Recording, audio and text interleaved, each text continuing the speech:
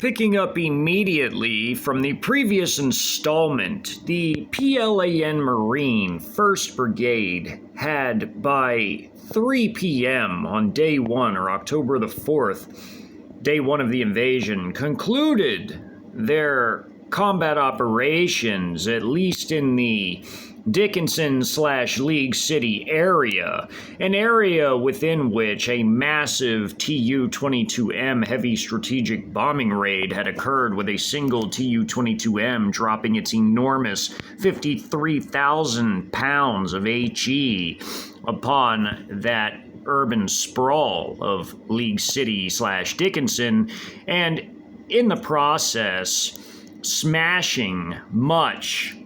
of the 1st Battalion of the 141st, an artillery battalion within the 256th Infantry Brigade combat team, much like the 2nd of the 156th that had been destroyed in the Channel View area, one of the 4 out-of-state battalions brought in as the larger 36th ID had its 278th ACR predominantly in the core metro area, with the additional 4 battalions brought in from the 256th Infantry Brigade combat team, as well as also the 155th Armored Brigade combat teams, such as the 1st of the 98th Cav and also the 2nd of the 114th, yet another artillery battalion that had been smashed with the Fire Squadron of 278th ACR in the Sugarland area. As the PLAN Marines, with their heavier maneuver elements of the 1st Brigade, moving in their sickle cut maneuver to the west from League City/Dickinson against the Alvin area, were doing so to hurriedly entrap and surround the remaining final pocket of defenders that were in the area as a result of the not only heavy strategic Tu-22M air raid against League City, but also the 5-hour-long combat operations that had erupted there as the PLAN Marine 1st Brigade had moved north from their recent acquisition of Texas City, Texas, to thoroughly and methodically clear that part of the outer suburban sprawl of the greater Houston metro area before pivoting west to conduct their sickle cut maneuver after a brief 2-hour logistical replenishment phase for their next major push. At which point, the Tu-22M heavy strategic air raid had done immense damage to a fuel storage facility, which had caused it to erupt in flames, belching up plumes of smoke into the air, only temporarily obscuring the ISR constellation of high-altitude and even low-altitude surveillance drones that established with satellite imagery the Chinese total surveillance grid, allowing even in the first place for American forces to hurriedly flee the short several-mile distance to Alvin from League City across the Bayou Wildlife Refuge/area that sat immediately separating Alvin, a relatively large town as its pre-war population was approximately 30,000, from the larger urban sprawl of the southeastern outer suburbs of League City and Dickinson, which were to the direct north of Texas City, Texas. And as the port facilities in Texas City, Texas had been captured already early on by the PLAN Marines, their air defense battalion within the 1st Brigade, as well as also their recon battalion, one of the first units to assist in capturing the initial objectives for the Marines of Texas City, Texas, their port facilities relatively intact, as well as also the major oil refineries, typically the Valero and the Marathon refineries first. They had consolidated their position and were now being utilized after the unloading of the heavier elements of the brigade, of the 1st Brigade, to essentially provide security from the Route 6 supply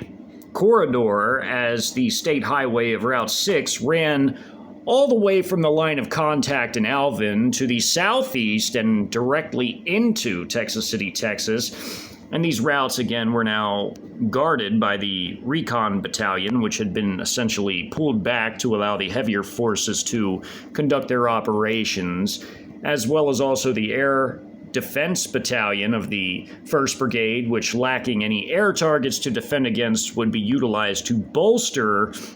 the security for the logistical forces of the Combat Support Battalion of the brigade to truck supplies being offloaded from the vessels in the port all the way up to the forces at the front lines conducting the operation against Alvin, an area where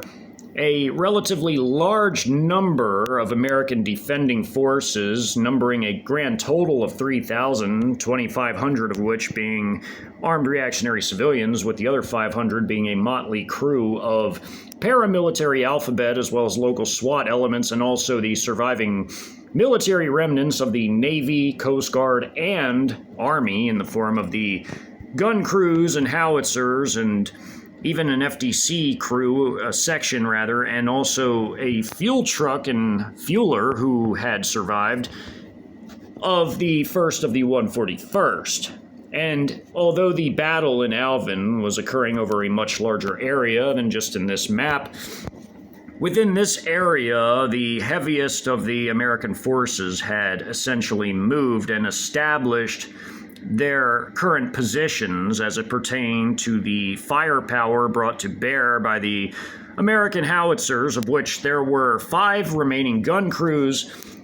one being an M777 howitzer from the Alpha Battery, which was their M777 battery, and the rest being from the other firing batteries, which were all M119A3 batteries, and of which there were only 4 surviving howitzers and crews left, including one at the opening of this map being viciously shelled by the creeping barrage of 122mm howitzer fires fired from the entire 1st PLAN Marine Brigade's artillery battalion, smashing segments of the city as there was, or town rather, as there was more than a mile worth of the town beyond this map to the west, between the outer northwest portion of the town, wherein the Air Assault Battalion was being flown into this heavily wooded area to aggressively patrol the area and destroy anyone trying to flee the battlefield, seeking to take advantage of this thickly forested terrain in order to do so, as the northwestern outer edges of town were in this area, as well as another farm road approximately a mile away from the northwest edge of town here. And the same tributary that flowed through this area was this tributary here over a mile to the east in this northeastern edge of town, whereupon 2 PLAN Marine companies from their heavy combined arms battalion, as they had 2 light tank / amphibious assault gun companies, they had 3 heavy armored infantry Marine companies that were equipped strictly with the IFV version of the ZBD-05, which had a different turret with a rail-mounted HJ-73C anti-tank guided missile, as well as also a 30mm autocannon in place of this 105mm rifled low-recoil tank gun on the light tank / amphibious assault gun version. And of course, their 7.62 by 54mm coax machine gun on the IFV, just as there was on the assault gun / light tank version of the amphibious ZBD-05 armored fighting vehicle version. And as, again, one of the 2 light tank / amphibious assault gun companies was in this area, another was further to the south with an additional armored infantry Marine company just to the south of this armored infantry Marine company, in their IFVs, and also the Combat Engineer Company was operating in that area as well, all of which were storming one of the biggest hard points in the town, which had been the local community college of Alvin, which sat at the southern edge of Alvin, where the smaller town of Hillcrest effectively co-joined with Alvin. And the combat engineers were an ideal force for storming that area, as their armored engineering vehicles had an 8-pod rocket-guided line charge for plastic explosive line charges, which could clear minefields as well as fortifications with ease. As they fired this rocket, it would guide a plastic explosive line charge, which would detonate and destroy everything in its wake, and this would be utilized to great effect when storming that hard point. In addition to the mortar company, not only of the heavy Combined Arms Battalion, but also of the medium and light Combined Arms Battalion, firing in support of those operations immediately off map and to the south, another mile away from this operation in the northeast portion of the town, wherein the chemical plant was yet another strong point.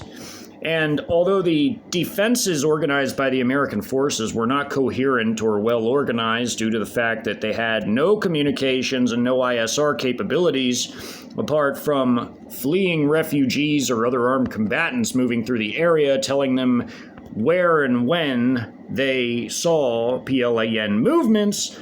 and communications essentially being word of mouth or line of sight or earshot as hand gestures and yelling up and down a line of troops and vehicles, or foot-based or vehicle-based messengers,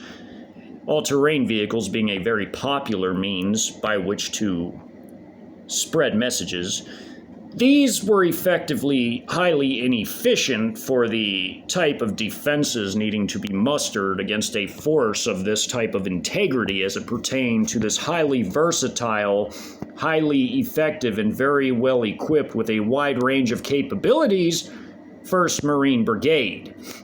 As not only did they have their lighter forces like their recon and air assault forces,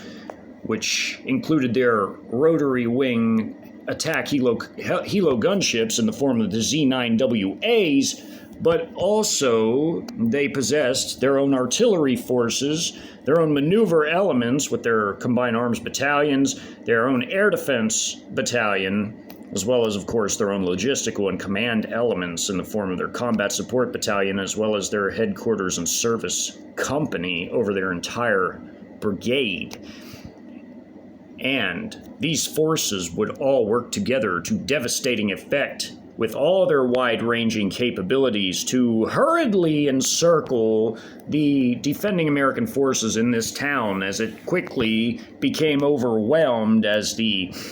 Heavy Combined Arms Battalion would smash their way into the town from directly east of it, while the Medium Combined Arms Battalion would move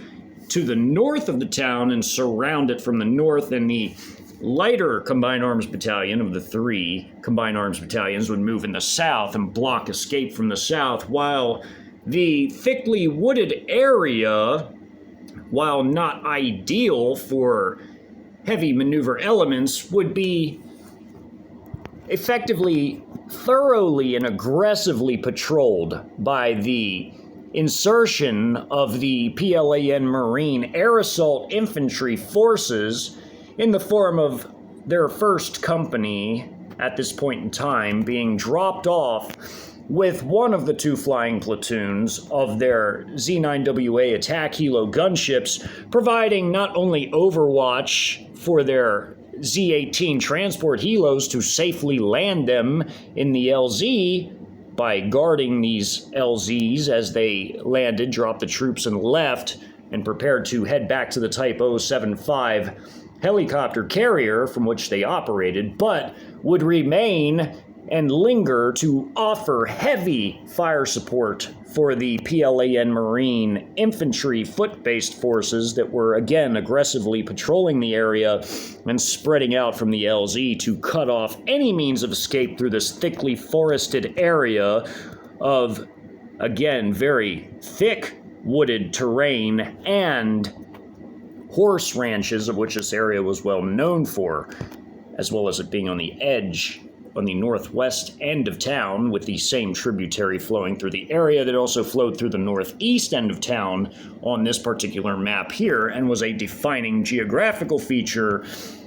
as it pertained to the town itself of Alvin. And now, with this forward deployed battery from the artillery battalion, one of its firing batteries, firing fire missions well beyond the town, conducting terrain denial strikes that would all be ISR directed to cut off retreat until the air assault troops got in. They would prevent escape from this battlefield by all American forces during the battle. However, a very scant few, tiny amount would have the self-discipline to remain still and hide beneath the relative obscurity of some of the thicker parts of the forest, as the canopy would temporarily obscure their IR signatures from the myriad of surveillance drones and satellite-based footage, while the PLAN Marine forces would have massive support from the air as their J-10 squadron, as well as also the Su-27 squadron of the Russian VVS, and even the J-20s and their accompanying FH-97A stealth combat fighter drones, would now be heavily laden with air-to-ground munitions, whether dropped or fired, and that included free-fall, as well as precision munitions, such as laser-guided or even Baidu-guided or satellite-guided munitions, with the fighters still carrying two each of an air-to-air missile for self-defense, although this was essentially just standard operating procedure, as the USAF had effectively been neutralized within the first 5 hours and was no longer a threat. Again, this was just being done as per SOP for these aircraft. Generally, the J-10s and other aircraft of the PLAAF would be flying with either PL-15, which was the longest-range air-to-air missile in the world with nearly a 200-mile standoff capability, or the shorter-range PL-12, which had approximately a 62-mile range. And the Russians would either be using their R-73, which was a shorter-range, closer-in air-to-air missile, or their longer-range R-77M, which had a 120-mile range and was still very long range as an air-to-air missile, although not quite as long range as the PL-15 that the PLAAF utilized. As the ground forces moved in from three different sides of their heavier maneuver elements, they were already, by the first hour into the 3-hour-long operation, clashing with the local defending forces, as the two companies just in this area from the Heavy Combined Arms Battalion, one of the two light tank / amphibious assault gun companies, which could carry a dismounted squad of troops, by the way, as well as their one of three heavy armored infantry Marine companies, as there was one even to the north of this light tank company, one to the south of this one, and of course there was the other of the two light tank companies to the south with the combat engineers, who were, for their part, assaulting the community college hardpoint, while these forces, including with one of the two flying platoons from the Air Assault Battalion's Combat Aviation Company, were supporting them from the air by launching massed rocket attacks with their 57mm rocket pods against the chemical plant, which was actually a well-chosen hardpoint, as these facilities had a commanding view over the entire northeast of the town as far as the approaches into town from this area were concerned. From the main building, the forces could watch the highway bridge over Highway 6, as Highway 6 was lower elevation,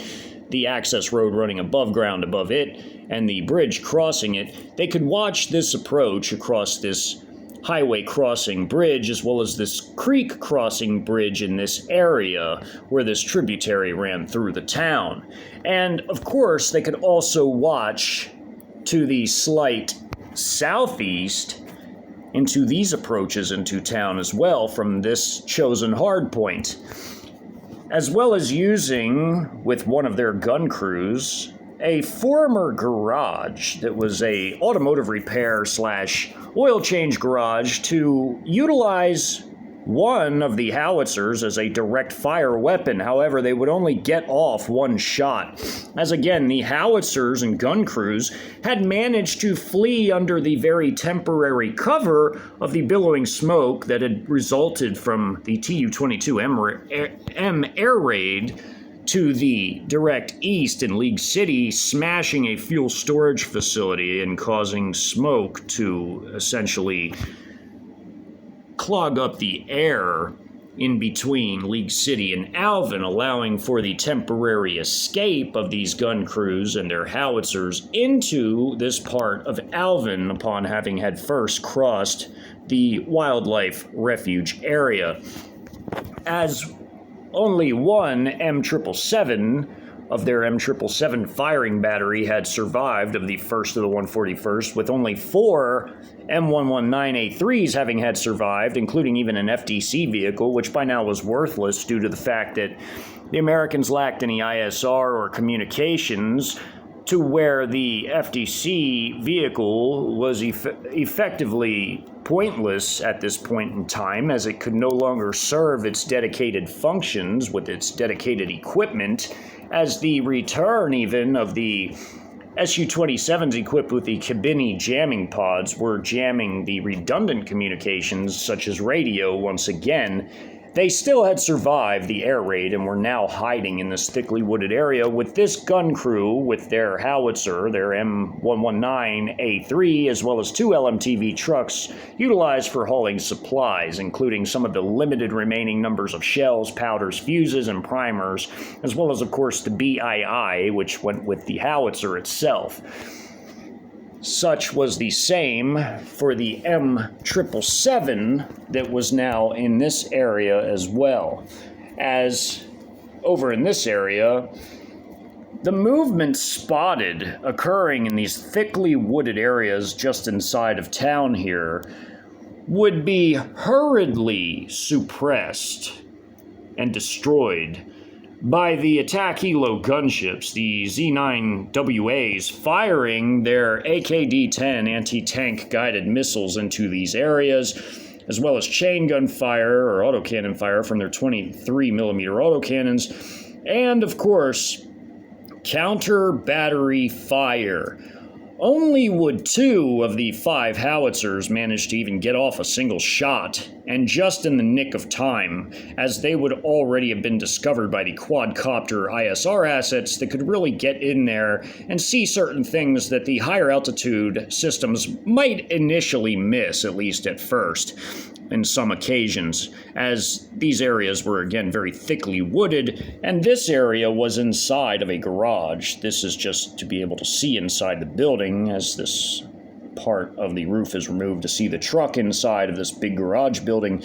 and the door being rolled up so that the gun crew could put in a 105mm HE shell with a PD fuse and put in the maximum charge to get the highest velocity as a direct fire weapon, first bore sighting it in to hit a PLAN infantry fighting vehicle as it rolled up, as indicated by the red arrow completely surrounded in green, meaning that it had been completely engaged and destroyed by this shot, as it would be fired between the alleyway of this city block, across this field, across the creek, and into the vehicle once it appeared into view coming from beneath the highway overpass of State Highway 35 here, not to be confused with Interstate 35, as both State Highway 35 ran directly north into Houston, as did even State Highway 6, although State Highway 6 ran northwest and connected into the core metro area, while this went direct north. And as these forces of the heavy armored infantry companies for combat platoons in this area, with their headquarters and support platoons sitting back, with the forward deployed artillery battery from the artillery battalion firing well over the town to support the air assault operations occurring there, the artillery batteries that were firing still from their positions in League City were already conducting a creeping barrage of the town itself, as again, the town extended for just over a mile to the west, where the northwestern part of the town was connected to this map by a stretch of the town running in between them. And the entire area of the town in between the northwest edge of town and this northeastern edge of town were being heavily shelled by 122 millimeter artillery fire, to where when this map opens up, this entire convoy, which is a mixture of paramilitary, military, and armed reactionary civilian technicals, was being heavily hit by the barrage of artillery fire, as all these imminent strike markers here, and in this city block here, as well as here, have landed once the map opens up, destroying this convoy as it's circling around the city block, with these already opening up the map at 3 p.m. As by 3 p.m., the fire was beginning to come in strong as the PLA and Marine forces were approaching the town from the east, including even the aviation assets flying into the area from the Combat Aviation Company within the Air Assault Battalion of the 1st PLA and Marine Brigade, with one of its 2 flying platoons, not counting its ground crew forces of the maintenance and also the headquarters and support platoons, which were back on the Type 075 Helo carrier. The 2 flying platoons of the Combat Aviation Battalion's Aviation Company were operating in the area to give support both to these forces operating against the artillery remnants in this area, as well as also to protect the aviation insertion of the air assault forces of one of the 4 air assault infantry companies of Marines into this area to aggressively patrol the area and cut off all measure of escape from the town out of this thickly wooded area bordering the northwest of it. As, again, this was not ideal for heavy maneuver forces, but due to the versatile nature of the 1st PLAN Marines, they had the right forces for just this task, as they would utilize their air assault troops to manage the cutting off of lines of retreat in a very similar manner to the exact types of operations that frequently occurred during the Vietnam War, when air assault forces were utilized in this exact same capacity frequently, which resulted in battles, often with cutting off Viet Cong, or even in some cases NVA forces as they tried to retreat, and forcing engagements between the air assault forces and them in the thick jungles in Southeast Asia. And now it was being done to the Americans, but this time by the PLAN Marine forces in this particular battle in this area. As initially, the air assault forces, along with the landing of the reconnaissance battalion, had been utilized to capture the port intact, as well as even the oil refineries, and now they were being utilized to cut off retreats and aggressively patrol the only lines of real retreat out of the area, as the heavier forces were coming in from the north, the south, and of course directly from the east and into the town itself, while artillery and mortars and also very punishing airstrikes from the J-10 and even the other squadrons on standby for use were coming in and pounding the town below, as many American positions lay even beyond the outer edges of town here, deeper within, and were being heavily hit by artillery, mortars, and airstrikes, as the air assault forces were beginning to be dropped in by their Z-18 Transport Helo Company, with one of the two flying platoons of the Combat Aviation Company providing security for the landings and vectoring using the quadcopter and high-altitude reconnaissance drones their fire into the thickly wooded terrain anywhere they were taking fire from, including back by this pine tree here where there's the muzzle flashes as seen in the wood line there. And with these blasts occurring, this body had been thrown many feet into the air, landing over here, with more rockets flying in from an angle off of this illustration/animation, as this squad of PLA and Marines pushes up in a wedge formation to vector their fire in different directions, while there's another squad behind them and across this lake firing their 35 millimeter barrel fired grenades from beneath the QBZ-95s of the men that possess them, including this Marine right here having one beneath his rifle, although he's only firing his rifle in the capacity of a rifle at the moment. The option existed to fire those grenades, which had a relatively decent range at approximately 300 meters, which could hit targets in a firefight relatively far away. And another rocket-propelled grenade, an anti-personnel round, being fired from another squad just behind this squad, operating outside of the animation/illustration across this lake at these American forces taking cover in this grass, in this tall grass by the shore of this lake, and this wood line right here, with destroyed properties and buildings in the background, either as a result of direct or indirect fire as the battle would rage. And some homes and properties would be utilized as fighting positions, while others would simply just be destroyed for being in the way when these firefights and such broke out. This quadcopter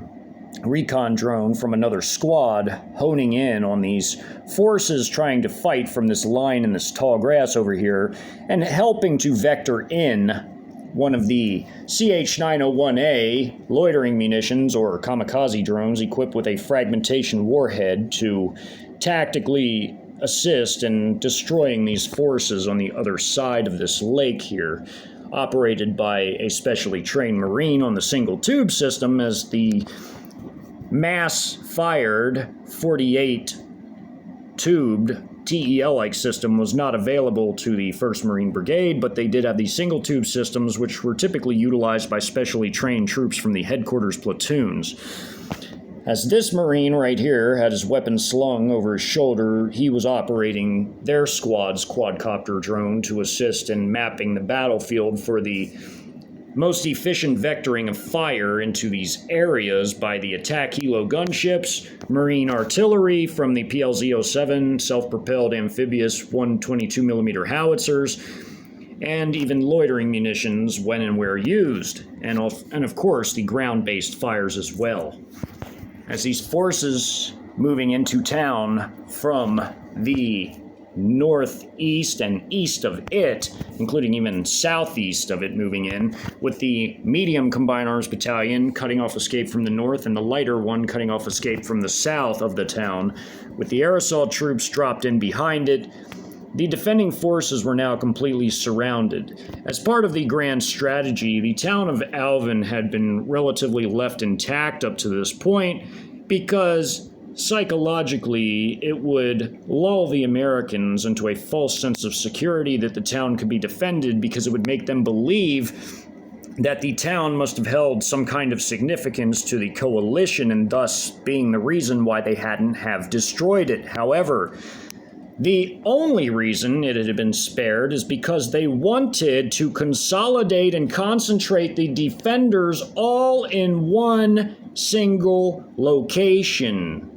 and make it easier to destroy them in one swift stroke with artillery, with airstrikes, with their attack helo gunship support, and their land-based fires in addition to the artillery. As these forces now, as this single platoon moved into this area just beneath this highway, started to vector their fire into this area, as again, this area had a commanding view of this part of the town, hence it was chosen as a strong point, but the defenders did not have sufficient heavy weaponry with which to defend this area apart from a small number of AT-4s and Molotovs, which all in all, against a force like this, was very primitive. And even the artillery forces were too small and few and far between and had no air defenses to protect them from the weaponry like the attack helo gunships, and even if loitering munitions would have been used from them as well, and not to mention the immense artillery fire coming from the rest of the firing batteries comprising the battalion along with this forward deployed battery, smashing the town in conjunction with the airstrikes into the area, totally leveling many of the forces in town. As it must always be understood, there were 3,000 defenders in the town between the 2,500 armed reactionary civilians, the paramilitary forces, and the military forces, all working in concert to defend this area together. Although they had no centralized leadership, they still tried to coordinate their activities and actions to the best of their abilities using foot-based runners, and although they had conflicts of interest at times due to certain people trying to take initiative and having conflicts between them, as, again, as the old saying goes, everybody wanted to be a chief, but nobody wanted to be an Indian, this would result in a rapid breakdown of the defenses and the coordination thereof, as the forces attacking them were vastly superior in terms of their firepower, their ISR capabilities, and their organization and coordination of such. Their vehicle-based firepower in and of itself was also far too heavy for these forces to fend off. And although they, again, possessed some limited numbers of AT-4s, they had some Molotovs available, and even some other weapons, as there were certain people in this group of defenders that had certain skills and could put together certain implements when they had the available materials, none of it would be enough at this point in time to fend off an attacking force with this much of a myriad of potent strike capabilities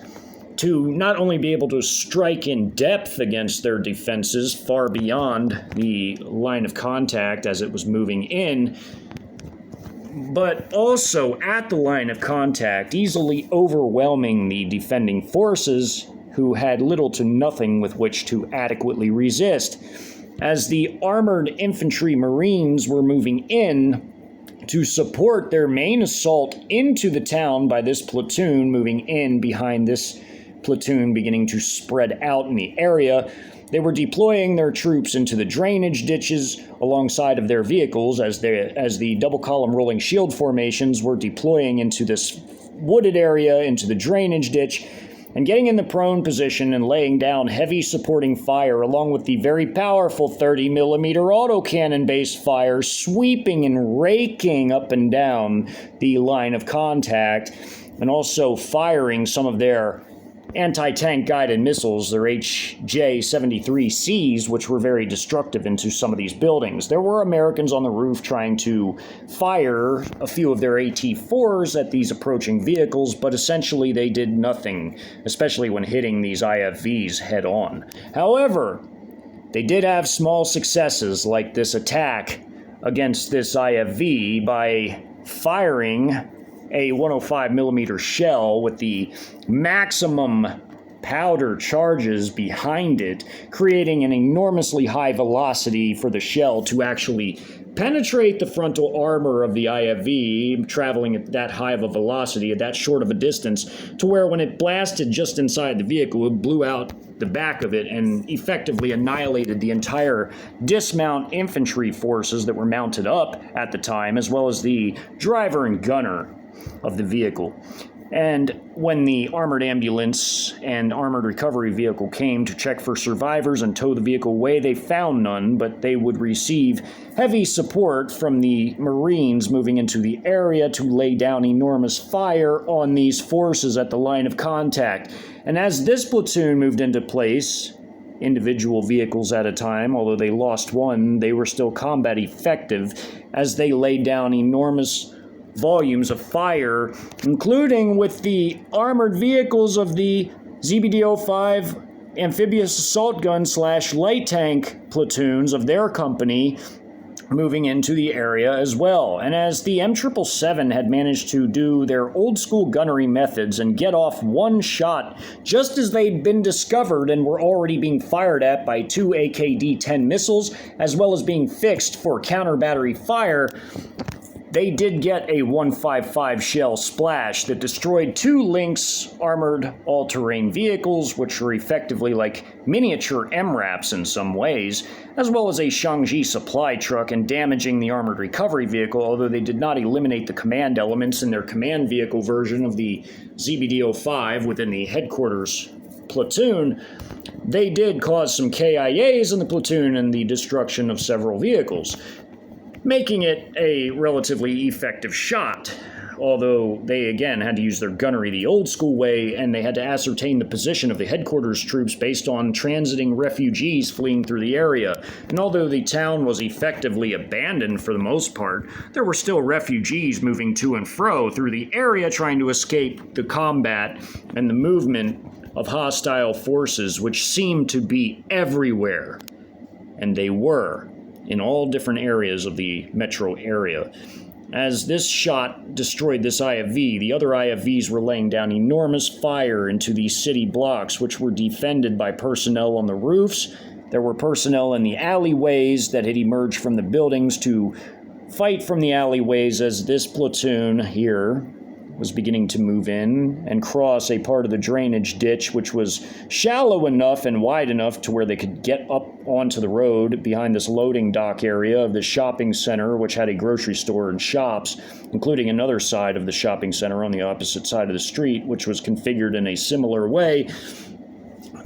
There were more forces, of course, off-map and to the south that were fighting the other armored infantry company immediately south of this one. And some of those forces would flee into this shopping center, this back of this grocery store, with some of the survivors from this group here, as 30-millimeter autocannon fire shredded up this MRAP, and these technicals and the armed reactionary civilians got quite creative with some of their technicals, putting sandbags in the back of the beds to make mobile firing positions, although this did little to nothing in terms of being able to resist ammunition such as the 30-millimeter fire or mortar fire or artillery fire. The effort was still put forth, although it did effectively nothing against forces of this type, as these dismounts even were being deployed into the drainage ditch, into the wooded areas to lay down suppressing and covering fire, as this platoon here advanced beyond, crossing the creek and beginning to make its way into town. The Americans on the roof were now being engaged by the dismounted troops as they got ever nearer, as well as the 30-millimeter autocannon fire, which shredded through these buildings, along with the occasional HJ-73C missile. And some of these forces, though trying to retreat, were effectively destroyed when the PLAN Marines of this platoon, though this IFV, beside the one that got destroyed, was somewhat damaged, it was still combat effective in continuing to lay fire into this area. And as these vehicles approached, these had by then fired an immense amount of 30-millimeter fire, as well as 30-millimeter autocannon fire, as well as coax fire, and a few HJ-73Cs into this building here and even into this wood line, and were assisted by L-vectored fire coming from this platoon of the light tanks / amphibious assault guns firing over vectoring 105mm HE shells into this wooded area on the opposite side of where this drainage ditch emptied out into the creek. The L-vectored firepower from these forces was far too much to resist, as well as also the fire being vectored into the strong point by the attack helo gunships, 3 of which firing their 57mm rocket pods and annihilating all these forces on the edges of the perimeter fencing, as well as also the anti-tank missiles, the AKD-10s, wiping out these MRAPs and blasting them into complete scrap metal and the personnel inside of them, as well as 105mm HE shells being vectored steadily into this main building, as any time the forces inside attempted to fire out of the buildings, they were identified by the optics on the light tanks and had a shell vectored into the position, and the fire was so accurate it would go right through the opened windows and blast in the backs of these rooms. And although this was a concrete structure, it was gradually being taken apart by the steady stream of HE shells beginning to be vectored into and onto the building, as this building was being gradually shredded up by the attack helo gunship fire as well, coming from the 23mm autocannons, which also played a role in sweeping away these forces on the line of contact as the main breaching platoons, of which there were 2, began to move into town. They were coordinating their actions with one another, and even coordinating their actions, of course, through the combat data links and radio communications with also not just their aviation forces of the Combat Aviation Company from the Air Assault Battalion, rather, but also of the armored company in this area of the light tanks / amphibious assault guns, who now had this platoon moving in underneath the highway overpass and entrance bridge here, moving into this area and using their heavy machine gun fire from their turrets, as well as also their coax machine guns. And even this platoon, after having had ravaged this farm, destroying the silo, the farmhouse, and the barn due to suspecting enemy activity, as well as also the enemy activity having a 105mm HE shell vectored in, as well as heavy machine gun fire, and including against these forces on the other side of the highway, as the highway was on lower elevation and the access road was on higher elevation, and this bridge crossed. These forces were trying in vain to stop the PLAN forces from entering the town, as they knew that once they would enter, everything would be essentially lost. And as this line of vehicles, after having had destroyed the farm, moved into position, they dismounted their squads to watch all their sectors of fire, even though to their immediate north of this company,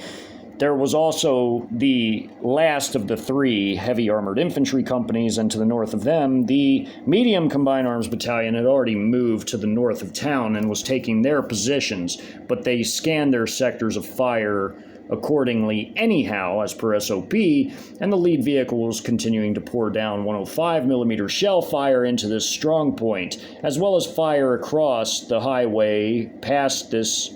access road at these forces, who were also trying to fire small arms fire at these forces in support of preventing the breach in this area across the bridge, as these forces here were in a desperate situation and were being gradually cut down anytime they exposed themselves by the heavy machine guns and coax machine guns of the vehicles now approaching,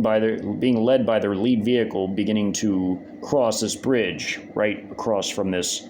highway exit ramp here, as they prepared to move in and press their attack against this hard point itself, supported on the flanks by 1 platoon here and 1 platoon here, which were vectoring their fire in a general L-vectored fire into this area